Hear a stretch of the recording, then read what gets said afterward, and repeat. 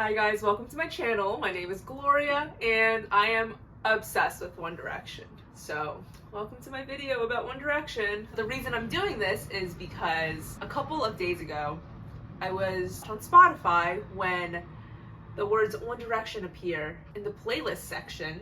And I'm like, a One Direction playlist?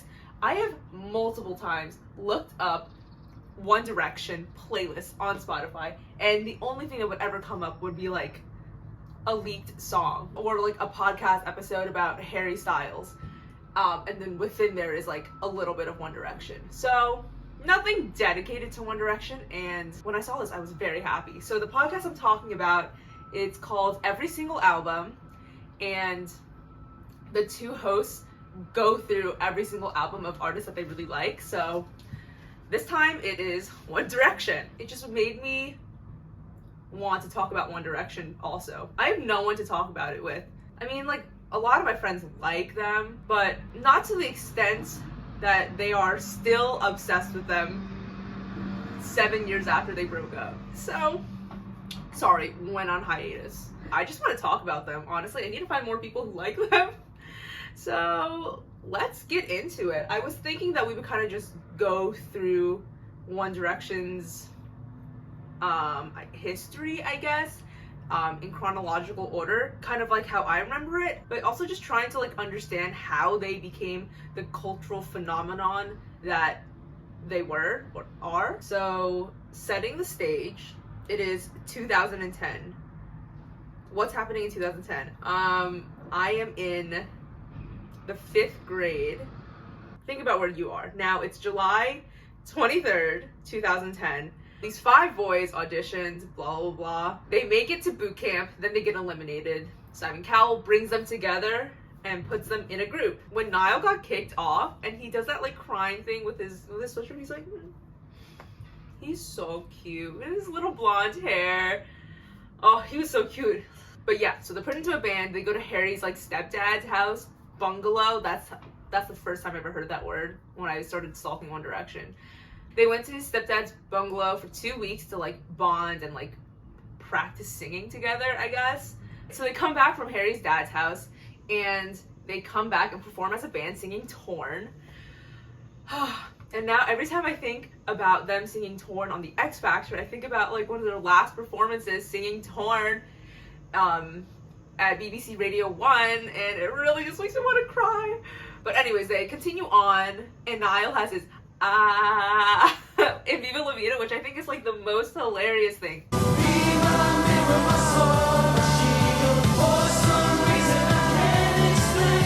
Anyways, they place 3rd in the X Factor, which I think was rigged, because there is no way that they placed 3rd. Okay, who is Matt Cardle? I do not know. The only way they could have placed 3rd is because their fans were just too young to know how voting worked. That's my only guess for how they placed 3rd. That, or it was totally rigged. It was a way for One Direction to garner like sympathy, pity, and just more attention. I don't know. I haven't like done any like deep dive research into any of this. These are kind of just my thoughts. But like, what do you guys think? Do you think they really got 3rd? Like, I just, in my mind, I can't believe that they would have gotten 3rd. Because they were so good. I mean, no. I was about to say that they were so good. But let's be honest. The X Factor performances, they were good. The X Factor performances were fine. I guess they weren't, like, super amazing. But they obviously had so many fans by the time they were at the final stage of X Factor. So, I don't know. I have one more thing to say about, like, the X Factor days before we move on to, Up All Night era. Zayn's performances, his audition was only aired on the Extra Factor, and then his boot camp episode, when they were still solo, was never aired. The other 4 boys, theirs were aired. Zayn's was never aired. I find it a little interesting, as the only person of color in the band, that his episode wasn't aired. Do I think it's racially motivated? I don't know. He was really shy. Obviously, like, he didn't do the dances, and he, like, basically almost didn't wake up for his audition. So, like, obviously I don't think he has, like, a big TV persona. But, like, why didn't they just air his episode? Especially, like, or like put it on YouTube or something. Like it's not even out there, I don't think. So anyways, Up All Night era. The Up All Night era lasted, in my mind, it lasts from the time they start doing X Factor tours, which I know doesn't make sense, X Factor tours, till Take Me Home is released. So this is like 2011 through late 2012. This is their longest era, I'm pretty sure. They do the X Factor live tour with like other people who were on X Factor doing covers. They released What Makes You Beautiful in September of 2011. They released Up All Night, the album, in the UK and Ireland in November of 2011. And then in the US, it's March of 2012, which is like a full year and a couple months after they've won the X Factor. So in that time, I think the social media really dominated their like movement forward. Tumblr had like a huge growth starting in 2010, and then they were huge, and then One Direction was really big on Twitter too, which had like a huge growth in between 2010 and 2014. Instagram had just started in 2010. One Direction was ended, but they weren't on Instagram for a little while. They were really big on Facebook too, which like makes sense because Facebook was huge in 2010. And then they also had their YouTube channel. So one thing I didn't mention was their X Factor video diaries, which is another reason why I think the third place thing was rigged.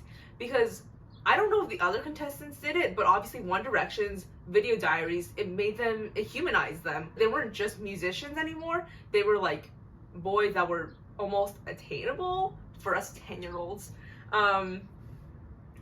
And I think it just made like everyone fall in love with them, right? Like, am I wrong? And then they continued those video diaries when the Up All Night tour started, the tour diaries. In that like year before they released Up All Night in the US, they were just like growing, like they were just huge on social media. So they released it in 2012.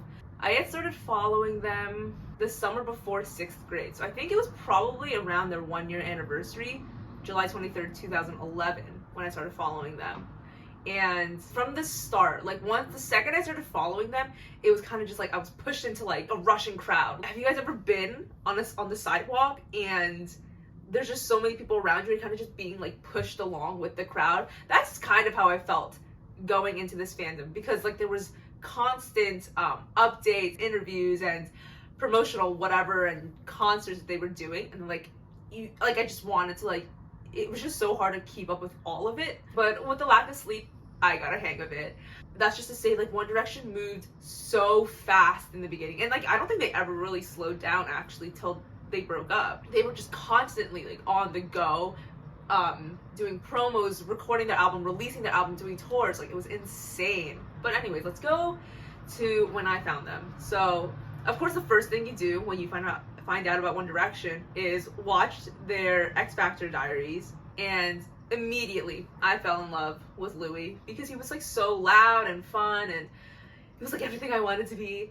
So yeah, I was like in love with him, little 10-year-old me. Also at this time, their band was huge. I'm talking about like the other 4 members of One Direction: John Shun keys, Dan the guitar man, Sandy Beals, and Josh Devine. They were like a huge part of who One Direction was in the beginning. I feel like they kind of just faded into the background as One Direction grew bigger, but at the beginning I feel like they were really big, like among like fan pages and whatever. But yeah, I was obsessed with Josh Devine. I had my lock screen picture was of Josh Devine holding a chicken for years. Like, I'm pretty sure all through middle school he was my phone background, which is so weird because I knew nothing about him besides the fact that he was a drummer for One Direction. Oh right, okay, so let's talk about the way the boys were marketed. The boys were so clearly divided by like their personalities. I don't know if it was like done on purpose or kind of just fell into place that way, but like Louis was the funny one, Liam was the dad of the group, Harry was the cute, charming womanizer one, Niall was like the baby who loved food, and then Zayn was the mysterious one. I have like issues with it just because, like, even though they weren't categorized in terms of like hierarchy, they were still shoved into their own boxes. And when you're shoved into a box, I feel like you tend to grow within there without like really branching off. So what I mean is, like, Harry was like the cute, charming one, And let's be honest, to this day, he is the cute and charming one. And I'm sure that they all held semblances of those characteristics, but like with marketing and social media, like it was so amplified. But had they not been like shoved into that narrative for the first couple of years, maybe they would have all turned out differently. I just like hated the way they were put into these little boxes when they first started out. And it took until like 2013 when they were promoting Midnight Memories and that American Idol photo shoot came out. Not American Idol, the singing competition. No, it was for a magazine and they were called American Idols, which doesn't really make sense considering that they're not American. But also like, I think it was just so funny, like the shift from their teenage pop into like grungy looking young men in this photo shoot versus like their first 2 years of promo, which were like definitely aimed toward preteen girls. Their image wasn't changed for 2 years. So we had 2 years to solidify who they were. This is the era when you think carrot nowadays. Louis in love with carrots and Zayn loves his mirror. Liam's afraid of spoons. Harry's obsessed with cats and Niall only thinks about food and Nando's and whatever. Like, it was just so cringy. I'm just shocked by how good their marketing team was, because social media was like a relatively new thing at the time.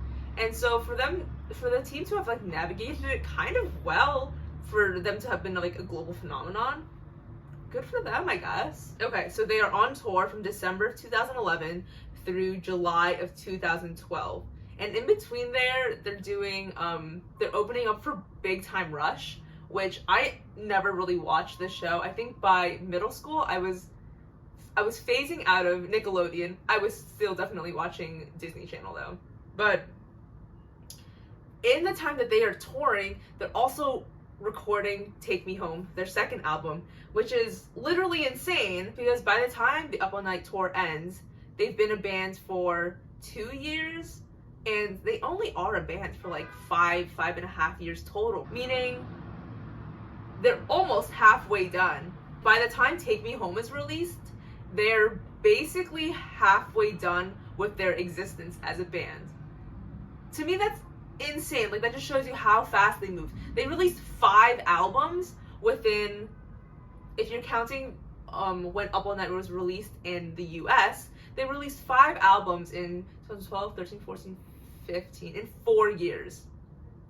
That is crazy. And I really think that Modest and Simon like took advantage of the fact that their following was basically young girls who did not know anything about the music industry. But that is so not normal to be releasing so many albums in like such a few amount of years, while also being on the road for the entire year, never seeing your family. Like, that's abusive. These kids were like 17. I think Harry was like 17 or something. Like, that is so young. That's like you're basically like a senior in high school. So it gets me so angry. Like, this is why people hate Simon. Although I'm sure like it wasn't just him making these decisions. It's just like, I wish an adult advocated for them. But alas, that's in the past, and all we can do is like make sure that doesn't happen to artists nowadays. Like, obviously the biggest band right now is probably BTS, and I don't follow them. I don't know anything about them. But there is no way that they're being treated right? I'm so wary of like big artists nowadays, because I'm just like so worried for them. Okay. Ugh. The tour. Okay. I got sidetracked. Let's talk about the tour. This is like definitely their most like boy bandish tour in terms of like matching outfits. What I'm talking about is Louis' red pants with the blue and white striped shirts, Niall looking like a literal Target employee, Harry with his little blazers, a good British boy, Liam had like his plaid shirt cute, and then Zayn had his varsity jacket. And I don't know about you guys, but in my school, there'd be days where it'd be like dress like Louis Day, and then all the directioners, I hate that word, would come to school with like red pants and a blue and white striped shirt. And I remember every time I went to the mall, I would be on the lookout for red pants. Like, I wanted them so badly. The way they just like dominated my brain is weird. It's weird. One of my biggest regrets just in life is having never been to a One Direction concert. I was so close to going to their second tour, but I ended up not going, which I'm so sad about. But my sister did go to a show in their first tour. So there are dates that every One Direction fan knows, like July 23rd or March 25th. But one for me is May 25th, 2012, because that is the day that my sister went to the Up All Night tour, and the only thing I got from it were pictures. These are basically unseen by anyone besides my sister and I. But I try not to be so jealous of it because, well, I was 11 years old, so there was no way my mom was gonna let me go to a concert. And also, the past is in the past. But man, like, I wish I went to a show. And speaking of their shows, I've watched a ton of clips on YouTube, and then I also have like all of their tour DVDs. But one thing I never really flagged as weird, because at the time I had never been to a concert, but now I think it's different, is that they used to do Q&As during their concerts. Like, what? They would sit on their couch and they would read off questions that were coming in from Twitter from the fans who were in the audience. No artist really does that, right? Like a Q&A in the middle of your show. I'm just thinking, like, what was their team thinking to do that? And the only thing I can come up with is, well, if you're tweeting them, then people who are at home are going to see those tweets, and therefore you're getting the word out about One Direction. And then I guess, like, it helps with, like, fan interactions, like, people like them more because One Direction's talking to you. But it's just, like, so interesting that someone would propose doing a Q&A in the middle of a concert. Okay, now, hey, cars are so loud outside. Now I'm going to talk about things that were very notable for me in 2012 and things that have just, like, stuck with me over the years. Sugarscape interviews. I feel like Sugarscape was, like, the place to be interviewed. I feel like they felt very comfortable there. It was always so fun for them. So those really stuck with me. And then when I was thinking about those interviews and how excited I would be to see them, because I would see the boys, like, super happy, is that new fans that, like, joined the fandom after they went on hiatus, they'll never be able to, like, experience in real time what it felt like with One Direction. I love, like, that feeling they gave me. I can't even explain it. Like, I've never felt anything like it. It's such, like, a rush. It's like a constant rush. Is this what drugs feel like? Just that feeling of seeing, like, a new interview or seeing a new photo shoot. It felt so monumental. Like, every little thing they did was just so important, and so, like, I couldn't miss it. I was addicted to my phone. I was addicted to knowing what city they were in and knowing how their show went last night or knowing what they had just tweeted. Like, it was just like I needed to know every little thing of everything they were doing. And I mean, I know that so many other fans felt that way, and I think that's what made One Direction so big, is that basically like all these young, impressionable, mostly like preteen girls around the globe were all, like, joining together for one common thing, which was One Direction, and that, like, bonded so many people. I really do think that was, like, the first time that something on such a huge scale was happening because of, like, social media and whatever. One Direction started my FOMO big time. I had to be, like, one of the first few people to know stuff, or else I wouldn't freak out, but internally I'd be like, oh my god, like, I'm such a bad fan, and I needed to be a good fan. Like, why else would I be wasting my time if I'm not being a good fan, you know? They would do live streams at, like, ungodly hours, and as a true fan, I had to be there to watch it. So there'd be multiple times when my mom would, like, catch me awake at, I don't know, 2, 3 a.m. I don't even know what lame excuses I could have given to justify me watching One Direction live streams when I had school the next day. Anyways, I just sometimes wonder, had One Direction not been in my life, would I have motivation? Would I have direction? If I didn't spend my formative years obsessing over a band that never knew I even existed.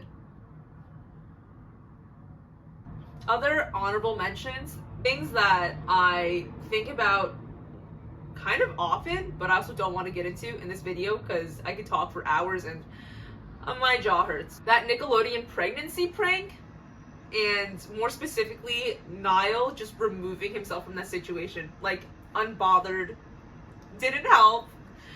J14 magazines, and more specifically, when I was in middle school, I would go to our little, we had like a rotating thing full of magazines. I took like the One Direction cover magazine. I ripped out the Liam poster and I hung it in my room. The Adventurous Adventures of One Direction by Mark Parsons. If you haven't watched it, you don't know what I'm talking about. If you haven't watched it in 10 years, go watch it. Another thing I think about often is the London 2012 closing ceremonies. They performed, and like, I cannot for the life of me remember their performance. But I'm like, the Olympics is a big deal. Why isn't it talked about more, you know? Okay. Liam's single kidney that all of a sudden started working in 2012. Do you guys remember that? Okay. Those were my honorable mentions. And I have two last things I want to bring up. First, just entertaining the idea that perhaps One Direction might have lasted longer had they existed 5 years later. And the second thing being my Up All Night song rankings. Okay. I was just thinking about, you know, One Direction lasted 5.5 years, which is pretty short, I feel like. And I miss them, and I do wish they were a band still. I do wish they were still making music. So I was thinking about what could have been done to make them last longer, right? And obviously, like, this is really hard to say because One Direction was so big because they were at the forefront of using social media to grow, right? And so if they weren't around in the early 2010s, then probably someone else would have taken their role and used social media, and in 2015 they would just be like any other band. So if they were just any other band, then who cares? I like probably wouldn't even like them. Also, I would have been older, so it wouldn't have mattered if they did exist 5 years later. One Direction definitely set the scene for boy bands like in a modern era, and I will say, unpopular opinion or whatever, hot take, One Direction is definitely a boy band.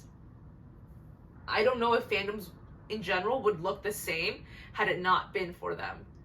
So like, for them to not have existed in 2010, music might look very different, or like fandoms might look very different. So like, I think they needed to exist in 2010.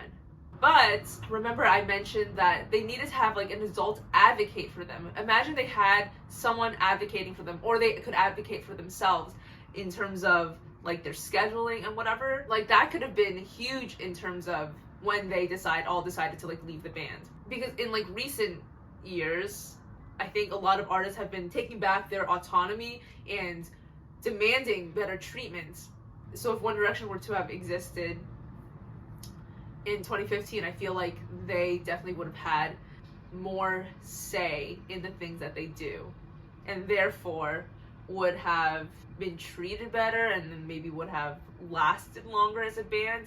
But also, like, I think it's a very selfish thing to even think about, because let's be honest, like, they did not like the music they made. If you look at their solo stuff, none of their solo music is like One Direction music. Imagine they had like therapy on the road, coupled with more time in between recording and touring and like seeing their families.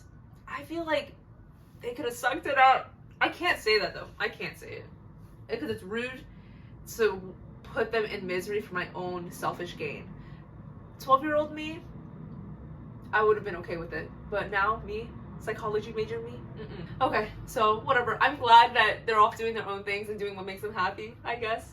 At least they gave me 5 albums so I can talk about them. Okay, cool. Anyways, here are my Up All Night rankings. I'm gonna go from worst to best, but also this is subject to change because I don't think I like any song in Up All Night. It's hard for me to distinguish nowadays if I like the song because it's catchy and good, or if I like it because I've listened to it so many times and I force myself to like it, you know?